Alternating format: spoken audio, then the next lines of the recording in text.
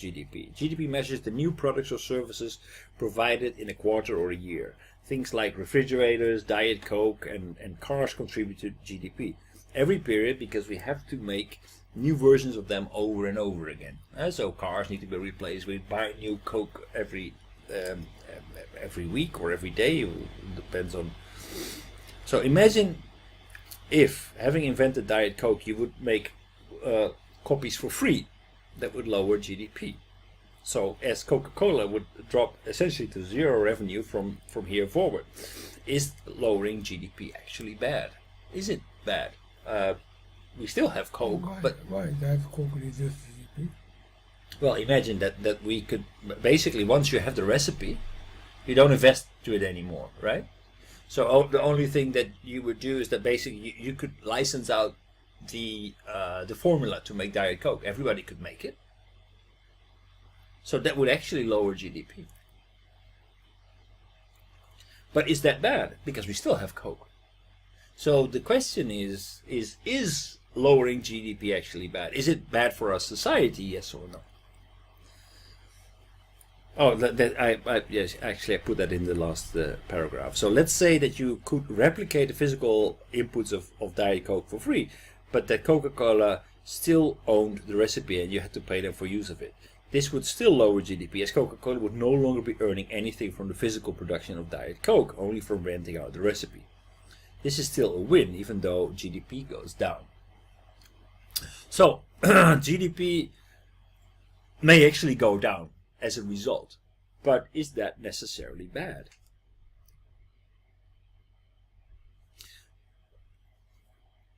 This is the Nordic mystery.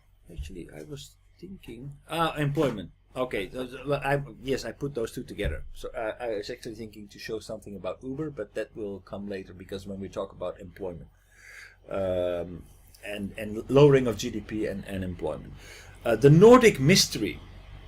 For years, economists have struggled to explain the high quality of life in the Nordic countries, especially Denmark and Norway.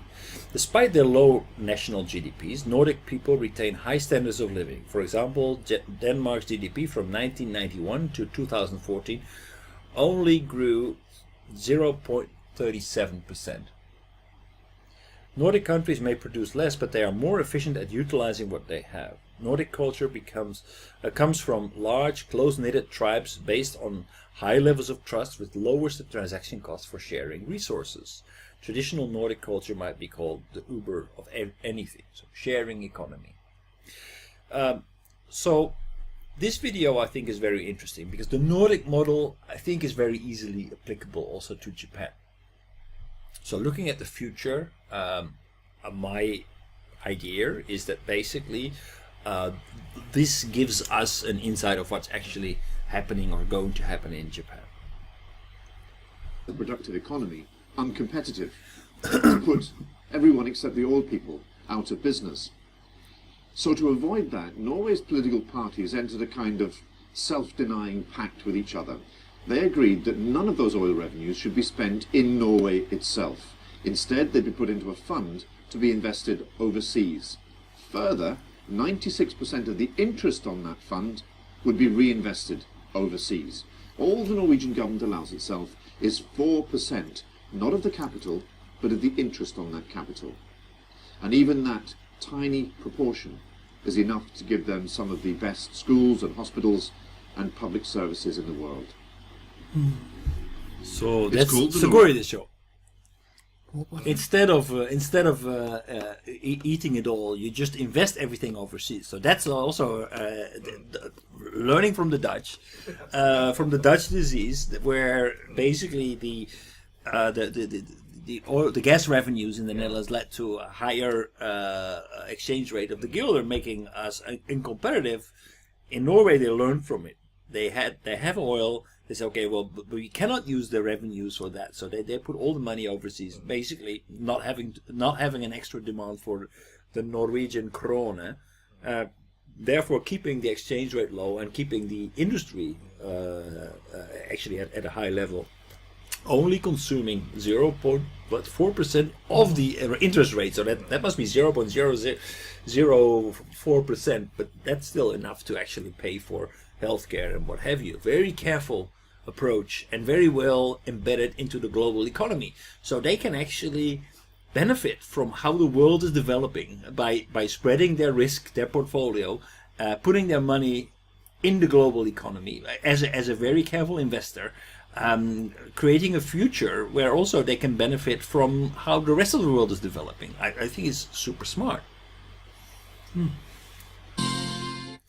So open economy, flat, highly educated, very smart, by investing their resources overseas en masse, even making the legal decision to do that. It's legally, it was, you could not invest the money in your own country. Brilliant, very smart. You mean government, right? Right. Yeah. Yeah. So that's I think that's a very smart way of actually going through transformation, thinking 3 steps ahead, refusing the ideas of taking that money and investing it in all kinds of stupid projects at home, which I see happens in a lot of countries, which happens in the EU, which happens in the Netherlands, where we have like super highways in regions where nobody actually ever wants to drive. That kind of investment I also see in Japan, reinvigorating the local economy, basically wasting everybody's taxpayers' money. Now Japan is sitting on a lot of wealth. If they would play their cards right, they better actually have a look at what's happening in Norway and what Norway has been doing. I think it also requires an attitude change, or a more open mindset. It's not only just investing your money, but also having presence, being able to manage that effectively, so being able to develop relationships with the rest of the world. But this is, I think this is absolutely very smart. This is what every wealthy nation at the moment should do, especially in a demographic situation that we have right now in Japan. Not holding on to your money, but actually start spending it overseas, or investing it, not spending it, investing it overseas, to actually benefit from the future development of developing regions, reducing the risks, spreading the risks, not only within Japan, but the world is yours. The financial world is open. Why don't you start investing into it?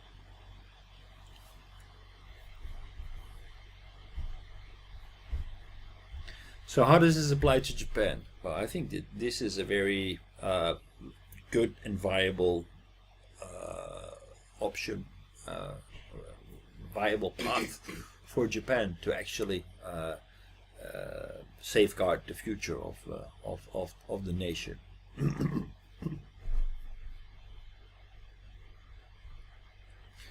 Moving on to employment.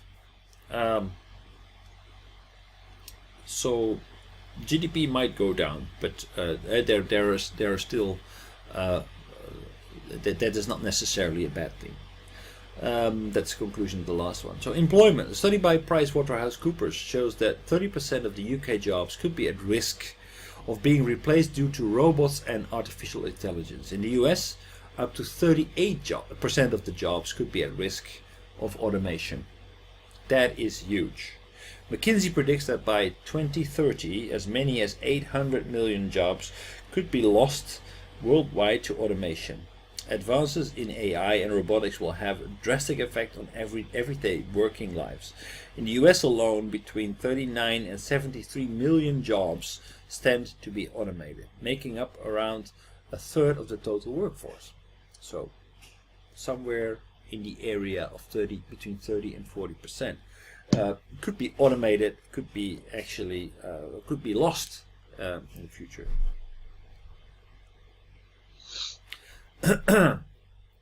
Income inequality is likely to grow, possibly leading to political instability, and individuals who need to retrain for new careers wouldn't be the young but the middle-aged professionals. The changes won't hit. One moment. Good timing, so sleepy. I noticed. A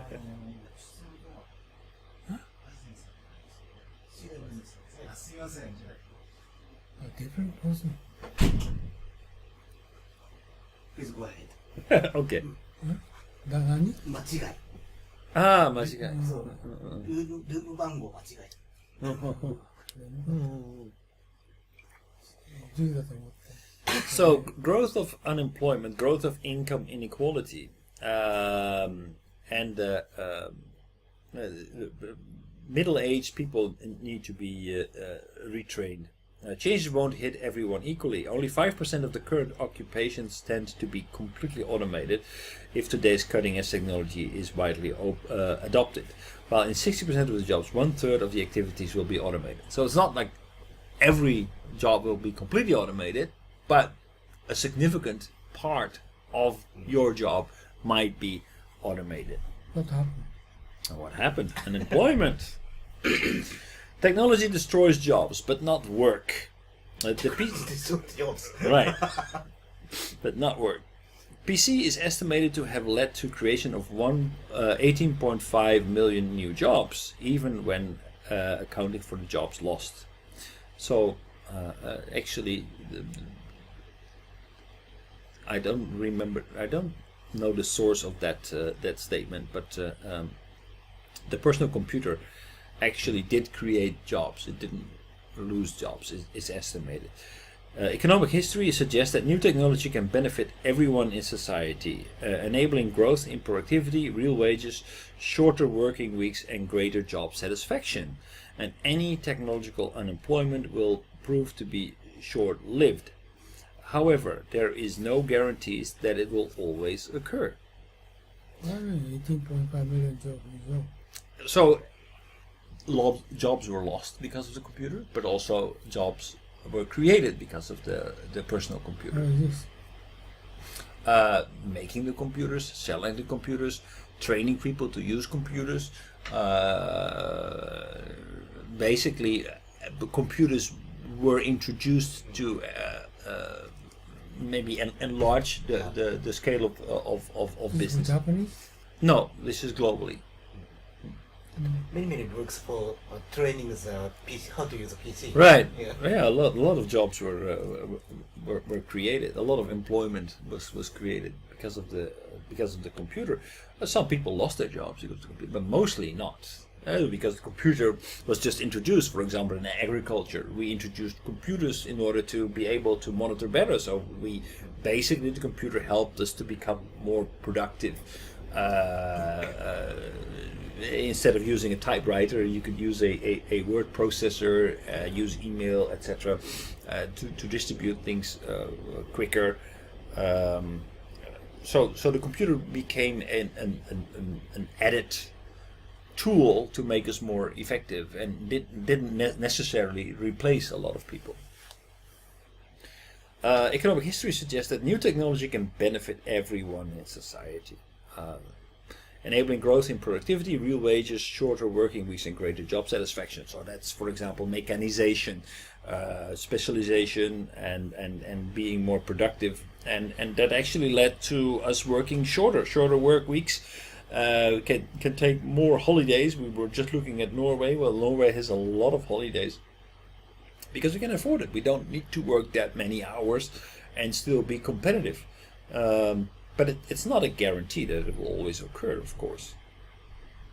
So looking at employment, developed economies like Japan are likely to be hit hardest by the coming changes, as higher average wages incentivize automation.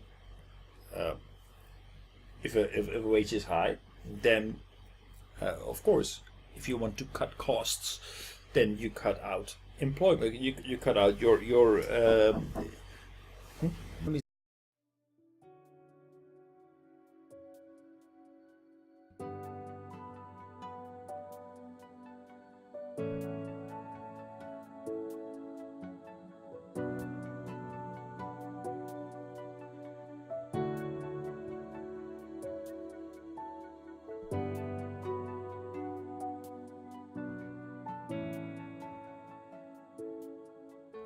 はい、皆さんこんにちは、雲野です。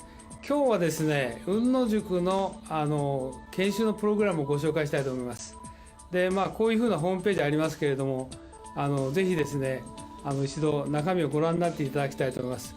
今日はブーキューブさんのスタジオに来て、この収録をしておりますので、中身はこういうふうになってて、今最近ホットなね、グローバルリーダーの定義など書いてあります。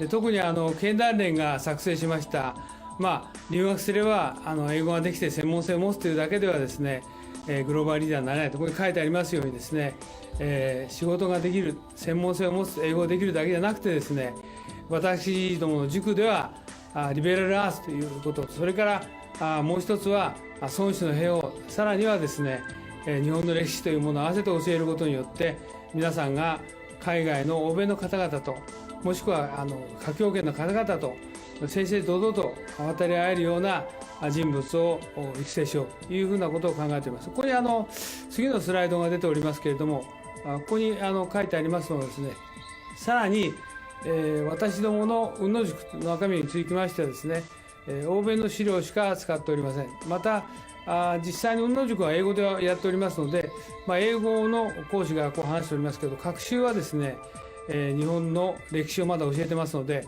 学習の午後はですね、日本のプログラムをしております。で、以前はこれ有料だったんで、今はですね、実際に会場費も取っていただいておりませんで、毎回5000円ということで、朝9時から午後5時までやっておりますので、ぜひ皆さんですね、ご検討の上ご参加いただければと。英語のできない方もですね、学習の午後こういうふうな検証をしておりますので、ぜひご参加いただければというふうに思っておりますので、よろしくお願いします。で、ここにさらにですね、グループ討議とか実務の勘どころを教えるって書いてありますけど、実際には私が10年ほどですね、欧米の新聞とか雑誌等をですね、集めてきた、もともと英語のベースでございますので、そうしたものをですね、50セッションのテーマに分けて資料作成をしております。そういうことで、世界のオペレーション、もしくはカントリーリスクも含めてですね、しかも世界のトップの方々に対しても、いろいろな分析とか洞察をしてですね、議論しております。そういったことも含めてですね、今後ともよろしくお願いしたいと思います。以上で私の挨拶を終えますが、今回のこのビデオの収録にあたってはですね、V キューブさんのスタジオをお借りしてですね、お時間を頂戴して、このビデオを作成させていただきました。よろしくお願いします。どうもありがとうございました。